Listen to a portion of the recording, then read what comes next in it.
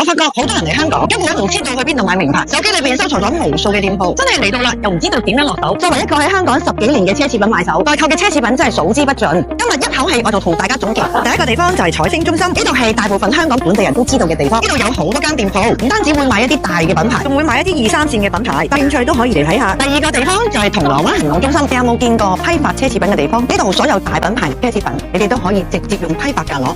明明呢個地方連本地人都唔知道，我就經常嚟攞貨。呢度10到14樓都係賣奢侈品，特別係13樓呢一間我就經常嚟。佢哋 sales 嘅態度喺香港嚟講真係冇得頂，佢哋會非常親切咁招待你，根據你想要嘅需求幫你介紹。就好似呢件 Max Mara 嘅大褸，專櫃要3萬幾，而家呢度只係1萬幾蚊啫。好似呢個巴黎世家嘅包包，專櫃要萬幾蚊㗎，而家只係6000幾蚊。呢件 Burberry 嘅外套，專櫃要萬幾蚊，而家呢度只係5000幾蚊。呢度嘅貨品價格大概係專櫃嘅3到5折，經典永不過時。好啦，今日嘅影片就到呢度為止，我哋下次見啦。